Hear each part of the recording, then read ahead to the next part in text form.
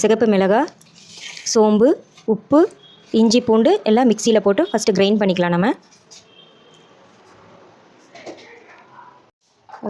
அது முதல்ல கிரைண்ட் பண்ணிவிட்டு அதுக்கப்புறம் கேரட் போட்டுக்கோங்க. கேரட் நல்லா நைஸாக அரையணும். கேரட் அரைச்சாச்சு.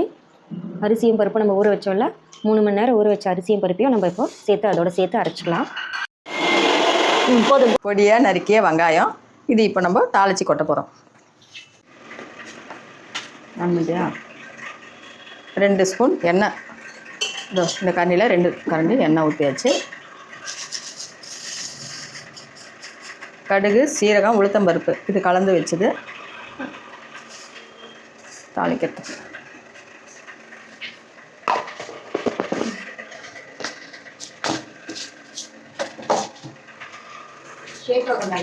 பொரிஞ்சதும் வெங்காயம் பொடியாக கட் பண்ணி வச்சுருக்கேன்.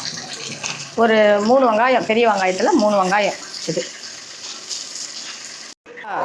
ஒரு மாதிரி கோல்டன் கலரில் வந்ததும், ரொம்ப வேண்டாம், கண்ணாடி கலர் வந்தால் கூட போதும், மாதிரி இதில் கொட்டிடுங்க.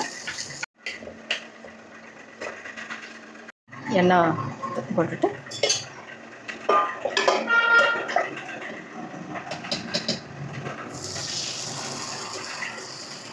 நல்லா நமக்கு எந்த அளவுக்கு மெலிசாக வேணுமோ இல்லை கனமாக வேணுமோ நம்ம ஊற்றிக்கலாம்.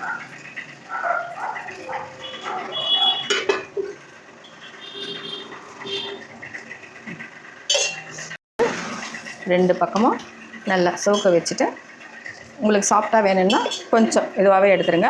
இல்லை உங்களுக்கு நல்லா சவுக்கணும், மொறுமொறுன்னு பிடிக்கும்னா நல்லா சவுக்க வச்சு எடுத்துக்கோங்க. இது மாதிரி சவுந்துடுச்சு. இதுக்கு வந்து தொட்டுக்கெல்லாம் வேண்டியதில்லை. அப்படி உங்களுக்கு தொட்டுக்க வேணும்னா ஏதோ ஒரு சட்னியோ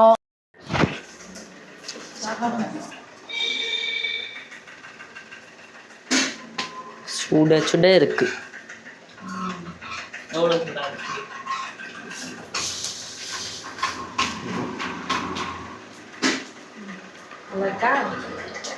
நல்லா சாஃப்டாக ரொம்ப நல்லா இருக்கு. மொறுமுறுன்னு இருக்கா? உனக்கு மொறுமுறுன்னு பிடிக்கும். அங்கே பார்த்து சூப்பராக இருக்குது. சாப்பிட்டு சொல்கிறேன்.